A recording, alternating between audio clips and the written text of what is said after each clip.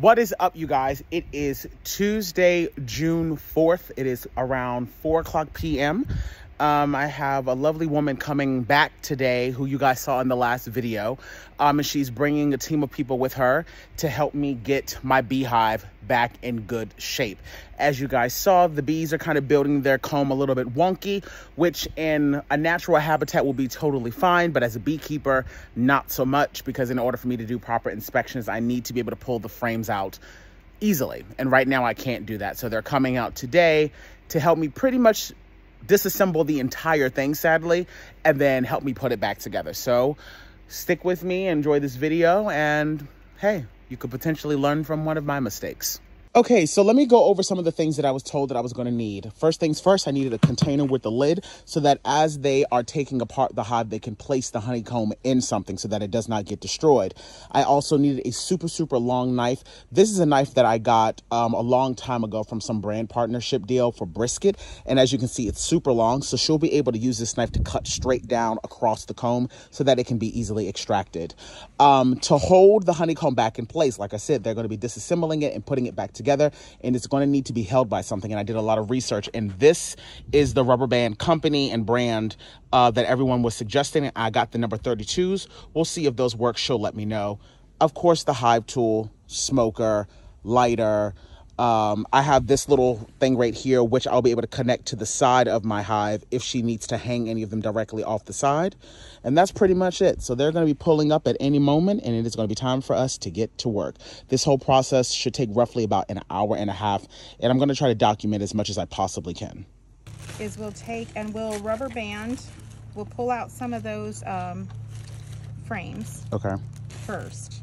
And what we're going to do is I'll show you. We'll punch the plastic out, and then we're going to make a crisscross in the back of the frame with the large rubber bands.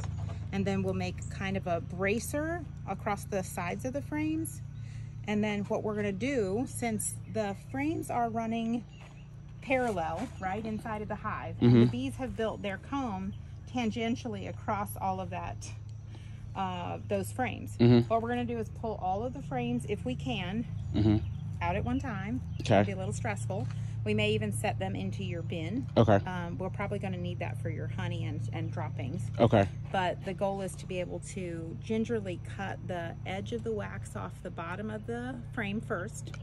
And then slowly start pulling one frame at a time and pulling the, if we can get the comb off in big chunks, then we'll gently slide it out, rubber band, lay it down onto the frame that we've punched the back out of, and we've got these big crisscrosses on. Lay it down on top of that, pull the other rubber bands over the top of it, and then stand it upright. Ta-da! Got it. Instant frame.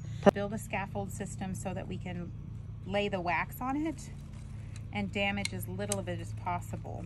So we're going to put one across the back, and then crisscross applesauce across the other side. So now we've got a scaffold. When we lay this down, we can lay our wax and bees across this. We're going to use some rubber bands across the outside edge. And then once we've got the wax and the bees on there, we'll gently slide those over, and that's what will hold the facing in position. All the way down.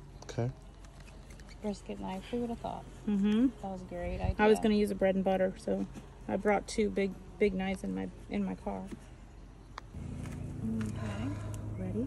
Yep, I'm ready. Come on up. 2, 3. Nice. Where are you going with it? Kim, go that way. And then just a wiggle and bump on the bottom so that we're not crushing anybody. Nice. Okay, I'm down. Me too. Excellent. Nicely done. That is sick. Isn't that beautiful? Isn't that amazing? That is so freaking cool. Yeah, they're absolutely gorgeous. Really nice bees. Trying a piece of my honeycomb for the first time. There you go. I figured they already stung me. I might as well get a share taste. Oh, wow. I really... It's sweet. It's very sweet. Oh my God. It's honey. That is straight up honey. Oh my gosh, that is good. That stuff they sell in the grocery store is trash. Trash. Absolute trash. Whoa. You will never eat grocery store honey again. Okay, there's a huge... I don't remember the last time I had store-bought honey. There's a huge strip over here. Turn that upside down right here, Kim. And then what we'll do is we'll swap. I'm going to flip the whole thing up and over, and we'll rest it onto the rubber. Let's pull some of these rubbers over if you can. Let me see if you can. All right. She's not. You guys, this is pollen. I was gonna say it's just falling apart. This is all pollen right here, you guys. Which frame are you? This is gonna go. This is honey and pollen. You can see how soft the capping is, but the pollen is here. This is bee bread. This is all capped honey. Yeah. So they're gonna rob it back out of the bucket. Okay. So we're not gonna waste any of it. We're gonna bees here. We have some emerging bees, you guys, witnessing in real time. Baby bees coming out for the first time. I'm gonna get this brood inside for just a few minutes so they can warm up. I'm actually great. So you guys, we're about halfway through. We're doing really well. At the moment, we're being a bit gentle because we still have not identified the queen just yet. So we're trying to figure out where she is, because once we do that, then we don't have to be as delicate. Yeah, literally. Yes, so here's the septation I was talking about. You see this? Fun little piece of like honey. Look at that. That's fun. That is so adorable. Just a little wedge. Okay, let me see if I can reach in and grab that comb. Oh, wow. Can you cut it off that edge, Aaron? On the top here? Yeah. Yeah, there's just, excuse me, ladies. There you go. Watch there your you fingers, go. I don't want to stab you. Go ahead. I'm below you. Go ahead. Come on, let go of it. There we go. There we go. Oh, there went another chunk of honey. So They're all like another delicious piece. up and come towards you. It's gonna break in two Ooh, that pieces. looks good. Oh, we got it. You did it. We got it. That is Fantastic. epic. Beautiful. That is insane. beautiful, beautiful. Let me get some rubber bands. Lots of brood. Yeah, a lot of brood and a lot of honey. A lot of honey. They've made a lot of I honey. really want to eat this piece. Advanced level beekeeping. We cut out the cross comb.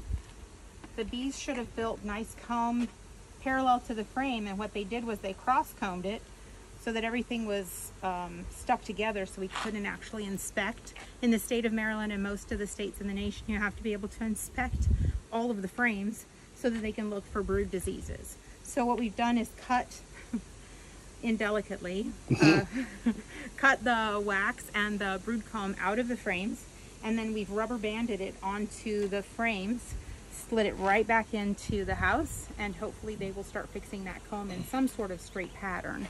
Now we're going to just start dumping bees and chunks of wax back into the house. It's going to be a couple days worth of a mess. They're going to be cleaning up house for a few days, but once they've got things sorted again and all of the foundations rebuilt to the foundation frame, then they'll just continue to press on like nothing happened. Perfect. And we'll look for the queen. It may be a day or two till they settle out before we can really look for the queen and see if she's in there. Everybody's covered with honey right now, so we probably won't.